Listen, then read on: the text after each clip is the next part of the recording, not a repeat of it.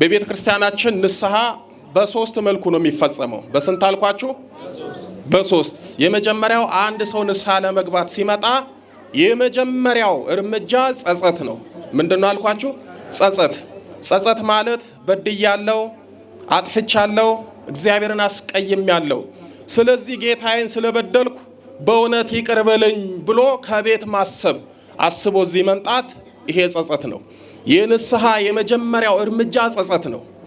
ከዛ ከተጸጸትን በኋላ እዚህ እንመጣና ምን እናደርጋለን? ንስሐ እንገባለን። ኃጢአታችንን በደላችንን ለካህን እንናገራለን። ስለዚህ ሁለተኛው ምንድነው?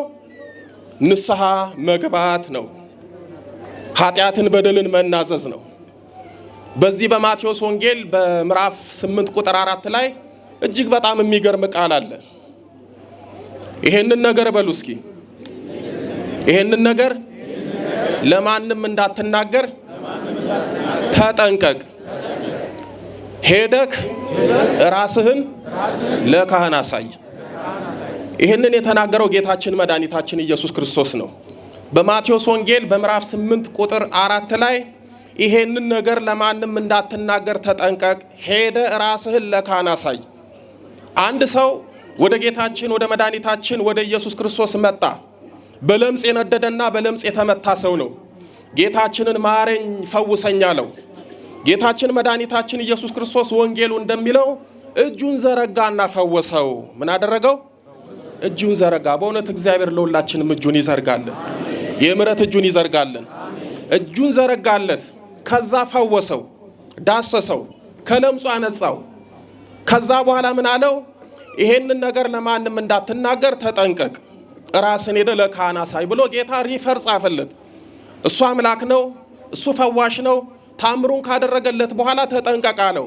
ተጠንቀቅ ያለው ሊቃውንት እንደሚሉት አንድም ጌታችን መድኃኒታችን ኢየሱስ ክርስቶስ አምላክነቱን በገሃድ አልገለጠም ነበርና ይሄንን ታምራት ጌታ ፈወሰኝ እያለ በየሰፈር በየመንደር እንዳይናገር በልቡ እንዲይዝ ነው።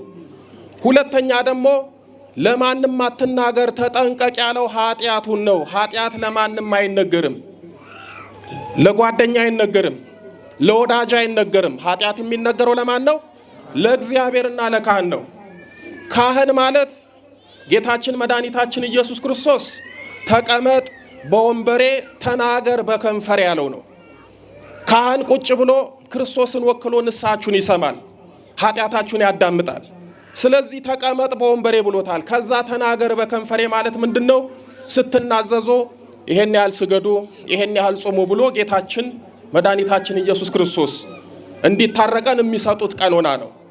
ስለዚህ ይሄ ሰው ለማንም እንዳይናገር ኃጢአቱን ጌታችን አዘዘው።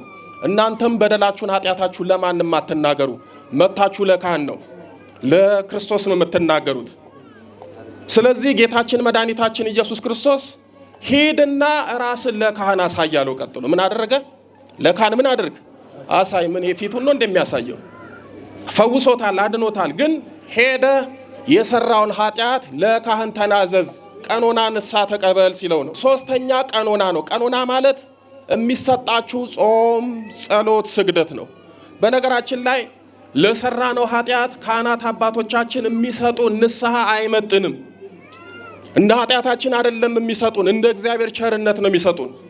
ስንት ኃጢአት በደል ሰርተን ስንመጣ በጥቂቱ ነው የሚሰጡን። አባት እናት ያጠፋውን ልጃቸውን እንደሚቆነጥጡት ያለ ንስሐ ቁንጥጫ ናት።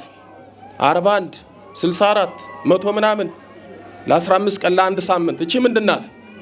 ቁንጥጫ ናት።